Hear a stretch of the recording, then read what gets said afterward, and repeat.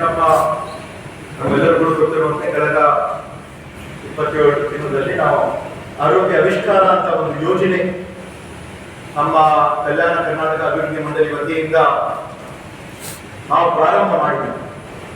Doctor Nanjundappa committee ಅವರು ಯಾವಾಗಲೂ ಕೂಡ ಹೆಚ್ಚು ಹೊತ್ತು ಶಿಕ್ಷಣ, ಆರೋಗ್ಯ ಮತ್ತೆ ಎಂಪ್ಲಾಯ್ಮೆಂಟ್, ಮೂಲಭೂತ ಸೌಕರ್ಯಗಳಿಗೆ ಕೊಡಬೇಕು ಅಂತ ಹೇಳಿದ್ದಾರೆ. ಆ ಒಂದು ರೀತಿಯಿಂದ ಮತ್ತೊಮ್ಮೆ ತಮ್ಮೆಲ್ಲರೂ ಹೇಳೋದಂದ್ರೆ ನಾವು ನಮ್ಮ ಕಲ್ಯಾಣ ಕರ್ನಾಟಕ ಅಭಿವೃದ್ಧಿ ಮಂಡಳಿ ವತಿಯಿಂದ ನಮ್ಮ ಕರ್ನಾಟಕ ಸರ್ಕಾರ ಸಹಭಾಗಿತ್ವದಲ್ಲಿ ಆರೋಗ್ಯ ಆವಿಷ್ಕಾರ ಯೋಜನೆ, ಅಕ್ಷರ ಆವಿಷ್ಕಾರ ಯೋಜನೆ, ಈ ವರ್ಷ ಅರಣ್ಯ ಆವಿಷ್ಕಾರ ಅಂತ ಒಂದು ಕಾರ್ಯಕ್ರಮ ಕೂಡ ನಾವು ಪ್ರಾರಂಭ ಮಾಡ್ತಾ ಇದ್ದೀವಿ. ಉದ್ಯೋಗ ಆವಿಷ್ಕಾರ ಅಂತ ಯೋಜನೆ ಒಂದು ಪೈಲಟ್ ಪ್ರಾಜೆಕ್ಟ್ ಕೂಡ ಪ್ರಾರಂಭ ಮಾಡಲಾಗಿದೆ. ಕೃಷಿ ಆವಿಷ್ಕಾರ ಅಂತ ಸಣ್ಣ ನೀರಾವರಿ ಇಲಾಖೆ ವತಿಯಿಂದ ಅಂತರ್ಜಲ ಈ ನಮ್ಮ ಭಾಗದ ರೈತರಿಗೆ ಅನುಕೂಲ ಆಗಬೇಕಂತ ಅದನ್ನು ಕೂಡ ಈ ವರ್ಷ ಪ್ರಾರಂಭ ಆಗ್ತದೆ. ಹಿಂದುಳಿದ ವರ್ಗದ ಅಭಿವೃದ್ಧಿ, ಅಲ್ಪಸಂಖ್ಯಾತರ ಅಭಿವೃದ್ಧಿ, ಶೋಷಿತ ಜನಾಂಗ ಶೋಷಿತ ವರ್ಗದ ಅಭಿವೃದ್ಧಿ, ಹಳ್ಳಿಯಲ್ಲಿ ರೈತರಿಗೆ ಗೋದಾಮುಗಳು, ಮಹಿಳೆಯರಿಗೆ ಶೌಚಾಲಯಗಳು, ಇಂಡಸ್ಟ್ರಿಯಲ್ ಹಬ್ ಅಂತ ಒಂದು ಕಾರ್ಯಕ್ರಮ ಅದೆಲ್ಲ ನಾವು ಮಾಡ್ತಾ ಇದ್ದೀವಿ. ಆದರೆ ಆರೋಗ್ಯಕ್ಕೆ ನಾವು ಹೆಚ್ಚು ಹೊತ್ತು ಕೂಡ ಅಕ್ಷರ ಮತ್ತೆ ಆರೋಗ್ಯಕ್ಕೆ ನಾವು ಹೆಚ್ಚು ಹೊತ್ತು ಕೊಡ್ತಕ್ಕಂಥ ಒಂದು ಪ್ರಾಮಾಣಿಕವಾದ ಒಂದು ಪ್ರಯತ್ನ ನಮ್ಮ ಕರ್ನಾಟಕ ರಾಜ್ಯದ ಸರ್ಕಾರ, ನಮ್ಮ ಕಲ್ಯಾಣ ಕರ್ನಾಟಕ ಅಭಿವೃದ್ಧಿ ಮಂಡಳಿ ನಾವು ಮಾಡ್ತಾ ಇದ್ದೀವಿ. ಇತ್ತೀಚೆಗೆ ನಾವೆಲ್ಲರೂ ಕೂಡ ನೋಡ್ತಾ ಇದ್ದೀವಿ, ಹೆಚ್ಚಾಗಿ ಹೃದಯಾಘಾತಗಳು ನಮ್ಮ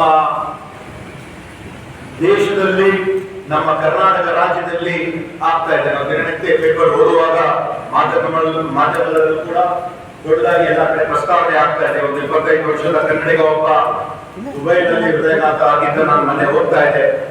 ಮೈಸೂರಿನಲ್ಲಿ 10ನೇ ತರಗತಿಯ ಒಬ್ಬ ವಿದ್ಯಾರ್ಥಿ ಕೂಡ ಹೃದಯಾಘಾತದಿಂದ ಬಲಿಯಾಗಿದ್ದಾಳೆ.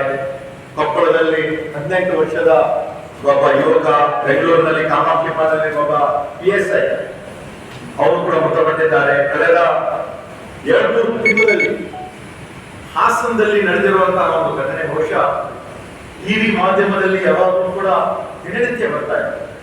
ಸುಮಾರು ಜನ ಹೃದಯಾಘಾತದಿಂದ ತಮ್ಮ ಜೀವನವನ್ನೇ ಕಳ್ಕೊಳ್ತಾ ಇದ್ದಾರೆ. ಬಹುಶಃ ತಾವು ನೋಡಿದ್ರೆ ಕಳೆದ 3 ವರ್ಷದಲ್ಲಿ ಜಯದೇವ ಆಸ್ಪತ್ರೆಯಲ್ಲಿ ಸುಮಾರು 61,299 ಕೇಸಸ್ಗಳು ದಾಖಲೆಯಾಗಿದೆ.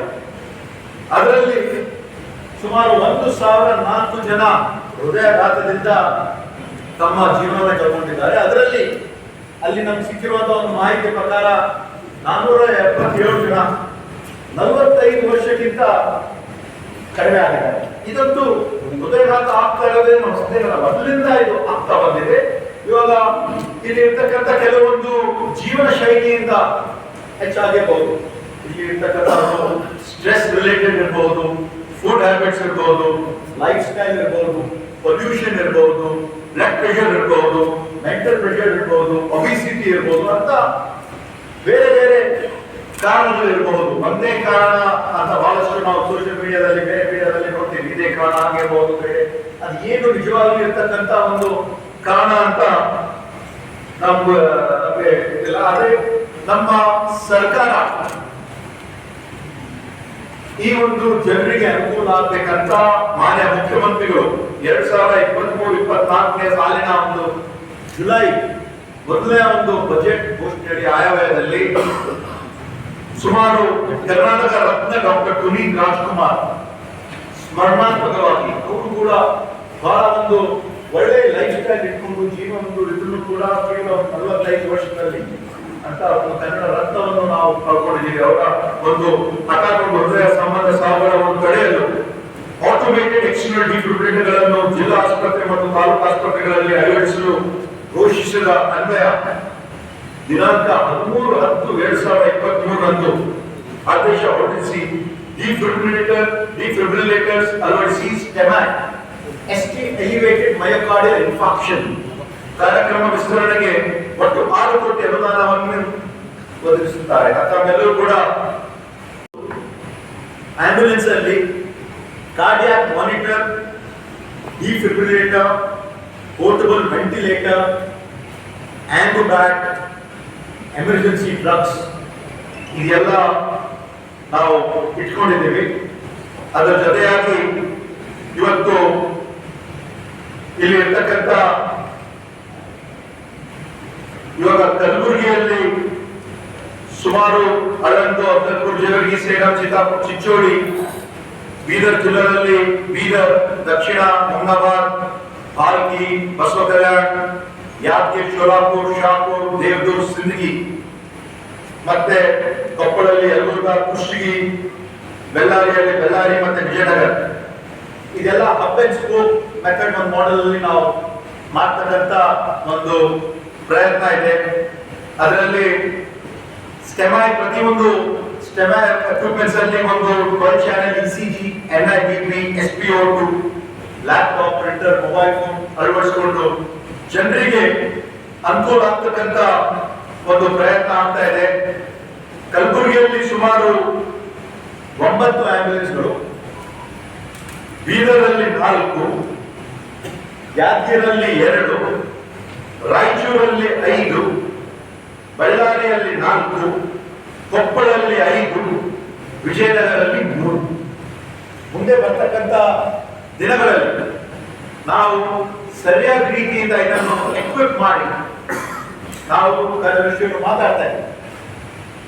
CHC ಮಟ್ಟದಲ್ಲಿ ಮುಗಿಸ್ತಕ್ಕಂಥ ಒಂದು ಪ್ರಯತ್ನ ನಾವು ಆರೋಗ್ಯ ಇಲಾಖೆ ವತಿಯಿಂದ ಹಾಗೂ ನಮ್ಮ ಕಲ್ಯಾಣ ಕರ್ನಾಟಕ ಅಭಿವೃದ್ಧಿ ಮಂಡಳಿ ವತಿಯಿಂದ ನಾವು ಮಾಡ್ತಕ್ಕಂಥ ಒಂದು ಪ್ರಯತ್ನ ಕೂಡ ನಾವು ಮಾಡ್ತಾ ಇದ್ದೀವಿ. ಇದರ ಜೊತೆಯಾಗಿ ನಾವು ನಮ್ಮ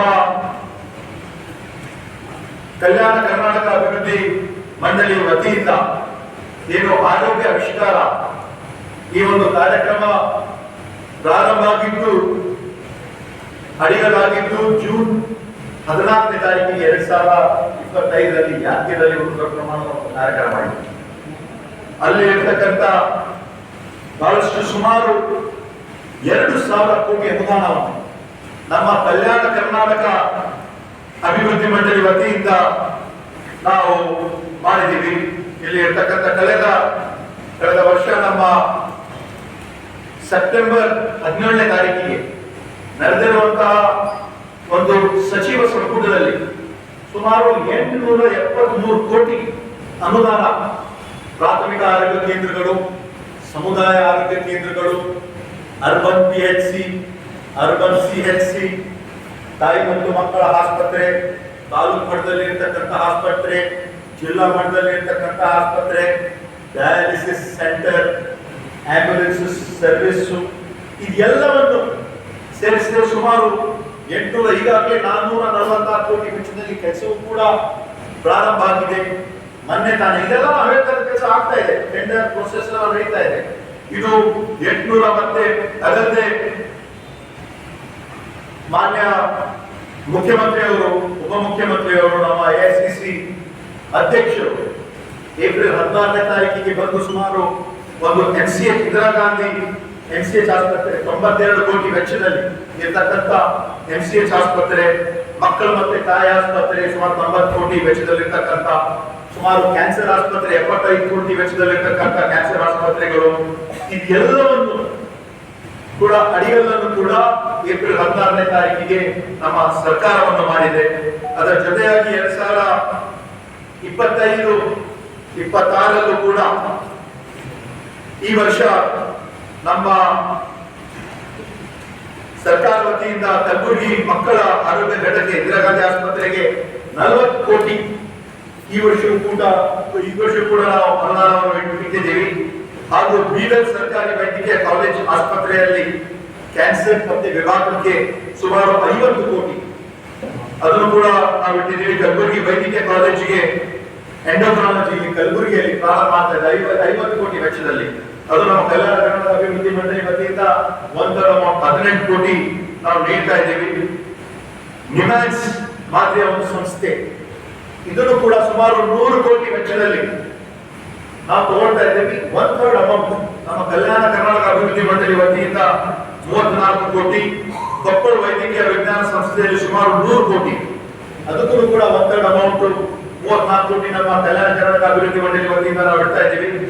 ರಾಯಚೂರು ರಾಜೀವ್ ಗಾಂಧಿ ಸೂಪರ್ ಸ್ಪೆಷಾಲಿಟಿ ಆಸ್ಪತ್ರೆಗೆ ಸುಮಾರು 50 ಕೋಟಿ, ಅದನ್ನು ಕೂಡ ಒತ್ತಡ ಅಮೌಂಟ್ ಸುಮಾರು 18 ಕೋಟಿ ನಾವು ಕಲ್ಯಾಣ ಕರ್ನಾಟಕ ಅಭಿವೃದ್ಧಿ ಮಂಡಳಿ ವತಿಯಿಂದ ಇಡ್ತಾ ಇದ್ದೀವಿ. ಯಲಬುರ್ಗಾ, ಜೇವರ್ಗಿ ಹಾಗೂ ಕೊಪ್ಪಳದಲ್ಲಿ ಸುಮಾರು 6 ಕೋಟಿ ವೆಚ್ಚದಲ್ಲಿ 18 ಕೋಟಿ ವೆಚ್ಚದಲ್ಲಿ ನಾವು ನರ್ಸಿಂಗ್ ಕಾಲೇಜನ್ನು ಕೂಡ ನಾವು ಮಾಡ್ತಾ ಇದ್ದೀವಿ. ಈ ಒಂದು ರೀತಿ ಆ ಆರೋಗ್ಯ ಭವನ ಸುಮಾರು 28 ಕೋಟಿ ವೆಚ್ಚದಲ್ಲಿ ನಮ್ಮ ಜಿಲ್ಲಾ ಮಟ್ಟದಲ್ಲಿ ಇರ್ತಕ್ಕಂಥ ಅದನ್ನು ಕೂಡ ನಾವು ಸುಮಾರು ಒಂದು 24-28 ಕೋಟಿ ವೆಚ್ಚದಲ್ಲಿ ಮಾಡ್ತಾ ಇದ್ದೀವಿ. ಅದಕ್ಕಾಗಿ ಒಟ್ಟಾರೆ ನೀವು ಹೇಳ್ತಾ ಇದ್ದೀವಿ ಅಂದ್ರೆ ನಮ್ಮ ಈ ಒಂದು KKR